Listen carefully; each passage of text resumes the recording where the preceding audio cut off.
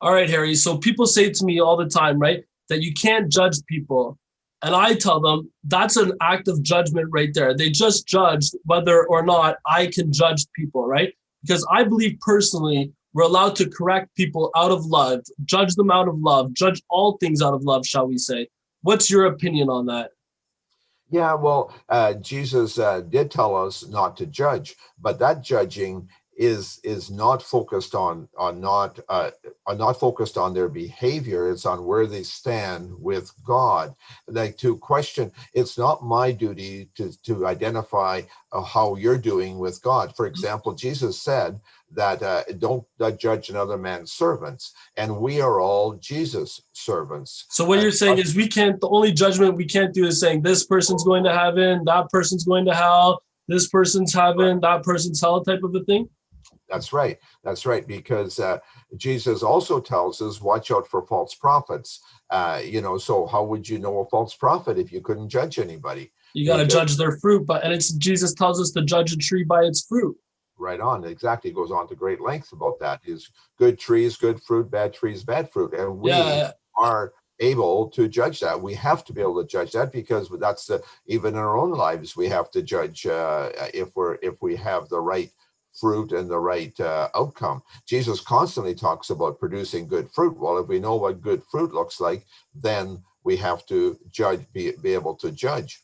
So I So, guess my next question would be then is where did this concept come from that we shouldn't judge as Christians?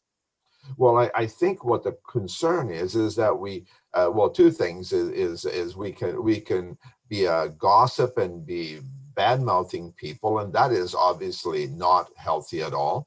But another verse I really like is in Matthew 18, verse 15. It says, "If your brother or sister sins, go and point their fault just between the two of you." And then it says, if they can help them, then you've brought a person back to the faith, and so on. And so Mm, so if you're going to a brother or sister and it says they're sinning, well, how do you know they're sinning if you're not judging it? mm, But the objective is to help them. And I uh, find it really interesting. There was a fellow by the name of John Wesley years ago. Well, 250 years ago, when his ministry, and he told all his people, all his ministers that went out, he says, always tell everybody their faults so that they know what they can work on. And I thought that mm. was really interesting. And I really feel a little convicted about that because really, if I want to do people a favor, and so well, the friends, you can't do that to strangers, obviously, but the people that in our own circle, if we tell them what is incorrect in their life and we have Something discernment, that they can meditate on and look towards right? and be like, can they see it in themselves? Where's that person coming through? The other people see that, it's encouraging actually. That's why I tell people it's not that you're judging looking down on the person, but you're Oh, judging out of love. Like you're saying, you're judging in a way where you're like, okay, that is not of God. This is of God. We could strive to do better, things like that. it'll take a while to climatize to that though, because if we've never done that, it's not going to go real smooth the first time or two. But if Um, we, but if we have, but if we're invested in each other, I think we need to do that. Like we're to see somebody having an error in their life that's going to really hurt their progress, and eventually maybe even take them down. That's a really bad thing. And if we're not warning them, Yeah. Well, another thing too is we have to be gentle in the way we judge, right? So like you can't just judge and start going around like you crazy person, you didn't got it all figured oh, out. Like, that would be bad judgment.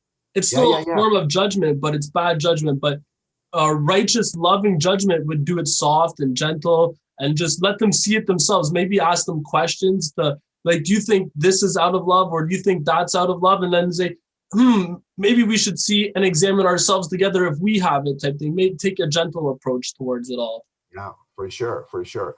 Because ultimately, if we want to be friend, if we love the people, we want what's best for them. And if they're living in a sense of error in some area, that isn't a good spot to leave them. It's a really, really that's really doing them harm. And not that I want to give the details, but in the Old Testament, in Ezekiel, there's an article there about that too, about how you have to warn people. And actually all the prophets there, that was their job in the Old Testament. It was their job to go to the people and warn them of their sin, warn them of what is going wrong in their life.